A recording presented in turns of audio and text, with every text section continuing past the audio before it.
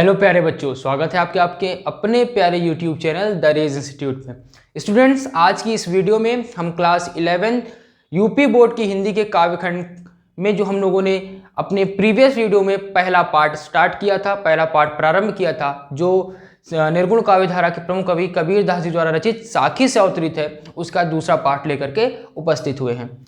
बच्चों, previous video में हमने कबीरदास जी द्वारा रचित साखी के कुछ पदों की व्याख्याओं को अपनी प्रीवियस वीडियो में देखा और समझा था। उसी क्रम में आज हम आगे के पदों और उनकी व्याख्याओं को देखने के लिए इस वीडियो में के माध्यम से उपस्थित हुए हैं। ठीक, तो चलिए, आशा करता हूं कि आपको प्रीवियस वीडियो में जो भी व्याख्याएं बताई गई थी वो अच्छे से समझ में आई होंगी।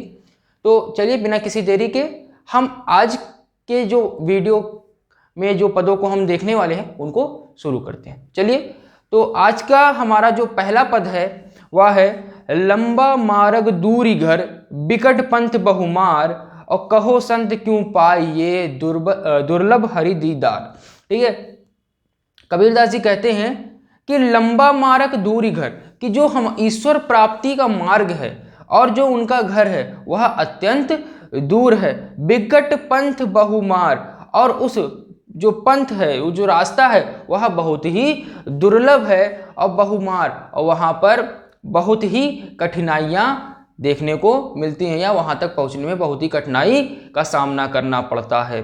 कहो संत क्यों पाई ये दुर्लभ हरि दीदार। आगे वह कहते हैं कि हे संतो, बताइए कि कैसे उस ईश्वर के दुर्लभ दीदार यानी दुर्लभ दर्शन को हम प्राप्त कर सकते हैं। ठीक है, यहां पे देखिए, इस कबीरदास जी के कहने का तात्पर्य क्या है कि हे संतो, जो ईश्वर को प्राप्त करने का मार्ग है और जो उनका घर है वह अत्यंत दुर्लभ और दूर है। विकट पंथ बहुमार, और रास्ते में अनेक प्रकार के जो भी सांसारिक सुख हैं। ठीक है, यहाँ पे जो रास्ते में बहुत सारी कठिनाइयों को मिलने का तात्पर्य यहाँ पे है कि संसार में रह करके उन सांसारिक बंधनों में बंध करके जो सांसारिक मोह माया है, उस सांसारिक मोह माया रूपी जो कठिनाइयाँ हैं उनकी वजह से हे संतो बताइए कि कैसे श्री हरि के अर्थात ईश्वर के दुर्लभ दर्शनों को पाया जा सके, उन सांसारिक मोह मायाओं को त्याग करके कैसे उन कठिनाइयों को पार करके हम ईश्वर के दीदार को कर सकते हैं। ठीक है, चलिए एक बार पुनः इसको देख लेते हैं। लंबा मार्ग दूरी घर बिकट पंथ बहुमार और कहो संत क्यों पाई ये दुर्लभ हरि दीदार। कि हे संतो, जो ईश्वर की प्राप्ति का मार्ग है और जो उनका घर है वह अत्यंत दूर है। बिकट पंथ बहुमार, और जो उनका पथ है वह बहुत ही दुर्लभ है, अर्थात सांसारिक मोह माया और कई सांसारिक बंधनों रूपी कठिनाइयों से वह जो पथ है वह भरा पड़ा है। और हे संतो, बताइए कैसे हम इन कठिनाइयों को पार करके, इन कष्टों को पार करके अपने ईश्वर के दुर्लभ दर्शनों को प्राप्त कर सके।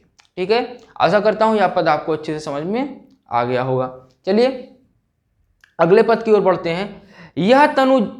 यहु तन जारो मसी करो और लिखो राम का नाउ और लेखनी करो करंक की लिखी लिखी राम पठाऊं। ठीक है, यहाँ पे इस कबीरदास जी अपनी अनन्य भक्ति को प्रकट करते हुए कहते हैं कि यहु तन जारो मसी करो, कि मैं यह तन जारो मतलब जला करके, मसी करो, मसी मतलब होता है इंक या स्याही। ठीक है, वो कहते हैं यह तन जारो मसी करो, कि मैं इस तन को जला करके उसकी स्याही बनाऊंगा और लिखो राम को नाम, और उस स्याही से राम का नाम लिखूंगा। और लेखनी करो करंक की लिखी लिखी राम पठाऊं, और अपने हड्डियों से, करंक मतलब हड्डियों से, मैं लेखनी बनाऊंगा।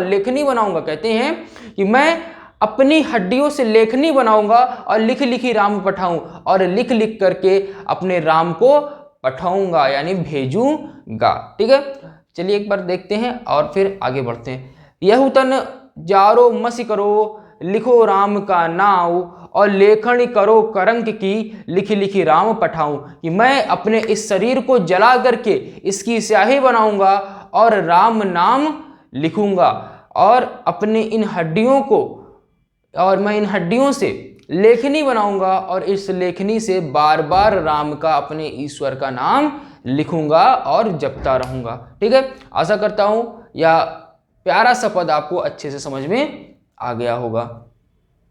चलिए अगले पद की ओर बढ़ते हैं। कै बिरहनी को मीच दे कै आपा दिखलाई और 8 पहर का दाछड़ा मुँह पे सहा न जाई। आगे कहते हैं कबीरदास जी कि कै बिरहणी को मीच दे, कि मैं आपकी विरहणी हूँ। ठीक है, वो अपने आप को विरह की अग्नि अर्थात ईश्वर से विरह की अग्नि में जल रहे हैं और वह कहते हैं कि कै बिरहणी को मीच दे, कि हे ईश्वर आप मेरी इस विरह व्यथा को, मैं विरहणी हूँ और मेरी इस विरह व्यथा को आप हर लीजिए, दूर कर दीजिए, को मीच दे, या तो मुझे मृत्यु प्रदान कर दीजिए। ठीक है, हे ईश्वर या तो आप मुझे दर्शन देकर के मेरे सारी व्यथाओं को, मेरे सारे विरह को दूर कर दीजिए, या तो मुझे मृत्यु दे दीजिए। कै आपा दिखलाई, अपने आप को दिखला करके, अपने दर्शन को दिखला दे करके। ठीक है, कै बिरहणु को मीच दे, कै आपा दिखलाई, हे ईश्वर या तो आप इस विरहणी को मृत्यु दे दीजिए, अर्थात या तो आप मुझे मृत्यु दे दीजिए या तो आप मुझे अपने दर्शन दे दीजिए, क्योंकि आपसे यह जो विरह का जो दर्द है या जो विरह की पीड़ा है अब वह मुझसे सही नहीं जा रही है। 8 पहर का दाछड़ा मुंह पे सहा न जाए। वो कहते हैं कि जो दिन में, पूरे दिन में जो 8 पहर होते हैं, ये जो 8 पहर का दाछड़ा है यह मुझसे अब सहा नहीं जा रहा है। यानी 8 पहर में, या जो 8 पहर है, दाछड़ा था मुझे जला रहे हैं, या जो 8 पहर हैं यह मुझे आपकी विरह की अग्नि में लगातार जला रहे हैं और अब मुझसे यह जो विरह की अग्नि है सही नहीं जा रही है। ठीक है, पुनः देख लेते हैं एक बार कि कै बिरहणी को मीच दे, कै आपा दिखलाए, 8 पहर का दाछड़ा मुँह पे सहा न जाए, कि हे ईश्वर मैं आपके विरह में व्याकुल हूं, या तो आप मेरी इस व्याकुलता को खत्म करने के लिए मुझे मृत्यु प्रदान करिए, या तो मुझे आप अपने दर्शनों को दे दीजिए, या आप मुझे अपने दर्शन करा दीजिए, क्योंकि यह 8 पहर का जो दाछड़ा है, जो 8 पहर हैं, यह मुझे लगातार आपकी विरह की अग्नि में जलाए जा रहे हैं और यह जो विरह की अग्नि है यह दिन प्रतिदिन मेरी बढ़ती जा रही है और अब ये मुझसे सही नहीं जा रही है। ठीक है, आशा करता हूं यह पद आपको अच्छे से समझ में आ गया होगा।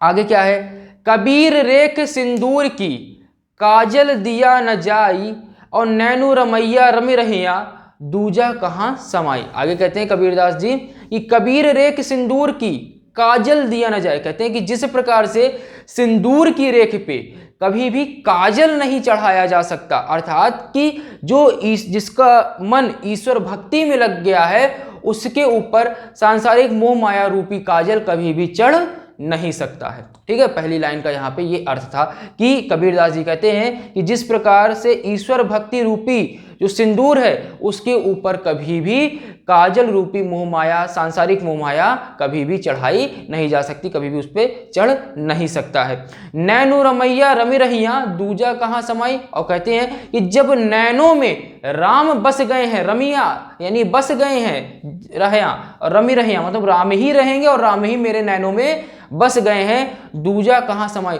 तो दूजी जो सांसारिक मोह माया है, जो विषय वासनाएं हैं, वह कैसे मेरे नेत्रों में समा सकती हैं। ठीक है, एक बार पुनः इसको देख लेते हैं। कबीर रेख सिंदूर की काजल दिया न जाए और नैनो रमैया रमी रहिया दूजा कहाँ समाई। कबीरदास जी कहते हैं कि जिस प्रकार से सिंदूर की रेख पर काजल नहीं चढ़ाया जा सकता, अर्थात जिस व्यक्ति का मन और ईश्वर भक्ति में लग गया हो, जिसे ईश्वर भक्ति से अनुराग हो गया हो, उसके ऊपर कभी भी सांसारिक मोह माया रूपी काजल का कोई भी असर नहीं होता है। नैनो रमैया रमी रहिया दूजा कहाँ समाई। और जिसके नैनों में राम बस गए हैं, राम समाहित हो गए हैं, उनके नेत्रों में कोई दूजी जो सांसारिक मोह माया है, विषय वासनाएं हैं, वह कभी भी समाहित नहीं हो सकती हैं। ठीक है, चलिए अगले पद की ओर बढ़ते हैं। शायर नाही सीप बिन स्वाति बूंद भी नाही, कबीर मोती निपजे शून्य सिसर गड़माही। आगे यहाँ पे देखिए बहुत ही सुंदर वर्णन है यहाँ पे कि शायर नाही, शायर यानी सागर, ना ही सीप बिन, और बिना सीप के ना तो सागर है और ना ही सीप है और ना ही वहां पे स्वाति की बूंद है। ठीक है, स्वाति बूंद भी नहीं मतलब स्वाति की बूंद। देखिए यहाँ पे कबीरदास जी कहते हैं कि जो शरीर है, शरीर में कुंडलिनी जागृत होती है और कुंडलिनी में जो हमारा शीर्ष होता है वहां उसे शून्य शिसर बोला जाता है।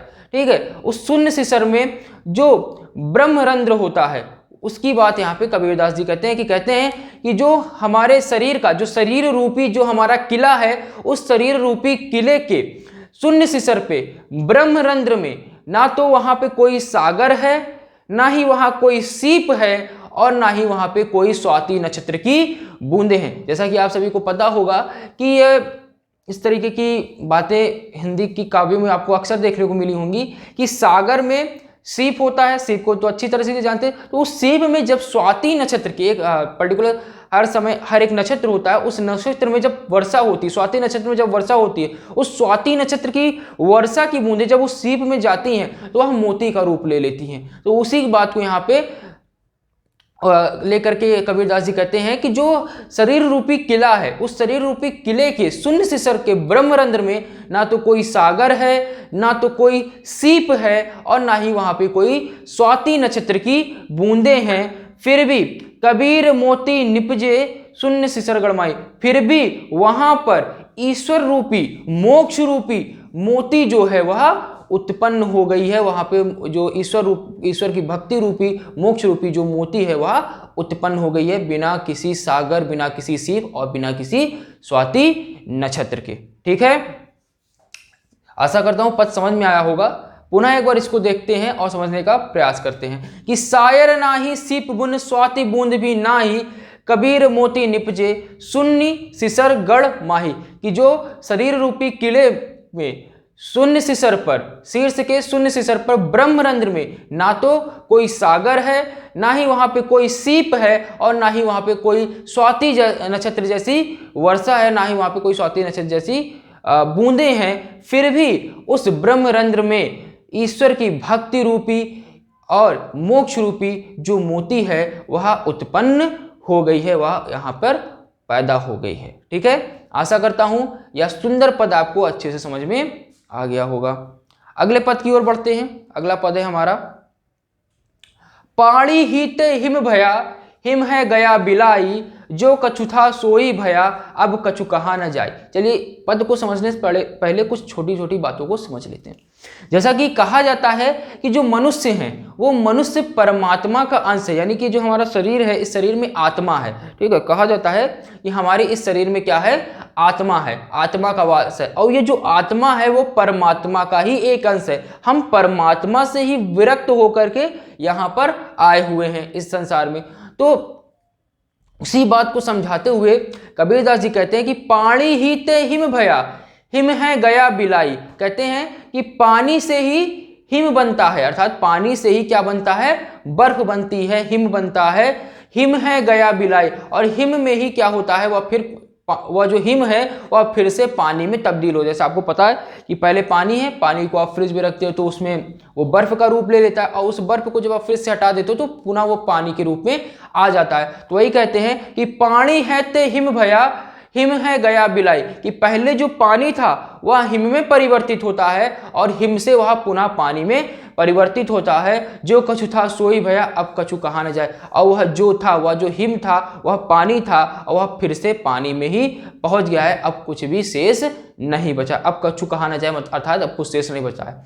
यहाँ पे कबीरदास जी के कहने का अर्थ क्या है कि यह जो आत्मा है वह परमात्मा का ही एक अंश है, और यह आत्मा पुनः मृत्यु के पश्चात परमात्मा में मिल जाती है, और जो ये आत्मा थी परमात्मा का ही एक अंश थी, तो वह फिर से क्या हो जाती है, परमात्मा हो जाती है। तो हे भक्तों बताइए अब इसके विषय में और क्या कहा जा सकता है। ठीक है, पानी है ते हिम भया, हिम है गया बिलाई, जो कछु था सोई भया, मतलब कि जो था वही हो गया, अर्थात जो आत्मा थी वह परमात्मा का ही एक अंश थी, अब वही आत्मा फिर से परमात्मा में जाकर मिल गई है, अर्थात फिर से परमात्मा हो गई है। तो हे भक्तों, हे संतों, बताइए अब इसके विषय में और क्या कहा जा सकता है। ठीक है, पुनः एक बार इसको देख लेते हैं कि पानी है ते हिम भया, हिम है गया बिलाई, और जो कछु था सोई भया, अब कछु कहा न जाई। कि जो आत्मा है वह परमात्मा का ही एक अंश है, और यह जो आत्मा है वह पुनः मृत्यु के पश्चात परमात्मा में ही विलीन हो जाती है, और यह जो आत्मा है परमात्मा से ही निकली थी और परमात्मा में मिलकर के फिर से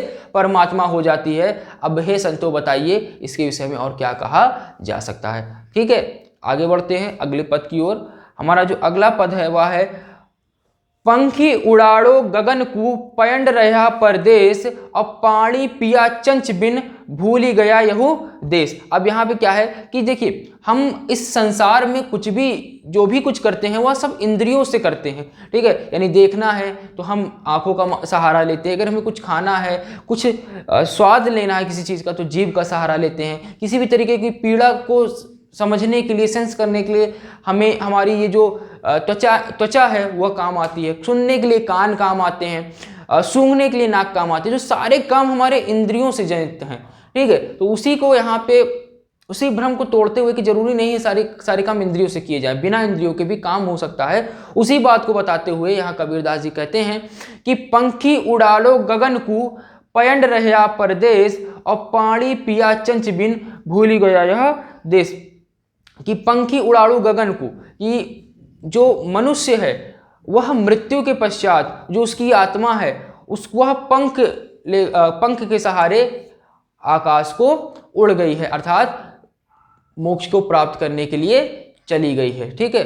क्या है? पयंड रहा परदेश, और जो उसका शरीर है, पयंड अर्थात जो शरीर है, रहा परदेश, वह इसी संसार में रह गया, ठीक है। पंखी उड़ाड़ी गगन को पयंड रहा परदेश, कि जो आत्मा है वह पंख लगा करके आकाश मार्ग में उड़ गई है, और जो उसका शरीर था वह इसी परदेश अर्थात इसी संसार में ही छूट गया, इसी संसार में रह गया। पानी पिया चंच बिन भूली गया यह देश, और वहां पर उस आत्मा ने ईश्वर कि भक्ति रूपी जो रस है उस भक्ति रूपी रस को बिना चंच यानी बिना चोच के ही पान कर लिया। जो ईश्वर भक्ति रूपी रस का जो स्वाद है और जो रस है उसका पान अर्थात उसको बिना चोच के ही उस आत्मा ने पी लिया, ठीक है। भूल गया देश, और जब से उसे ईश्वर भक्ति का वह रस प्राप्त हुआ है वह इस संसार को भूल गया है, अर्थात जो जन्म मरण का चक्र था उससे वह मुक्ति प्राप्त कर लिया है, उसे मोक्ष की प्राप्ति हो गई है, ठीक है। आशा करता हूं पर समझ में आया होगा। पुनः एक बार बात पढ़ लेते हैं इसको। देखो इसको हम लोगों ने कबीरदास जी के जो व्याख्याएं हैं उनके हिसाब से पढ़ते हैं। क्या है? पाखी उड़ाड़ी गगन को पयंड रहा परदेश, अगर मतलब इसको सिंपल तरीके से देखा जाए तो कह रहे हैं कि पंख लगा करके जो पक्षी है वह उड़ गया है और इस परदेश को वह भूल गया है, और वह जो पक्षी है वह बिना चोच के ही रस का पानी पी रहा है, यानी पानी को पी रहा है, और वह जहाँ पे रहता था उस देश को भूल गया है, ठीक है। अगर लाइन की बात की जाए तो लाइन का अर्थ ये है।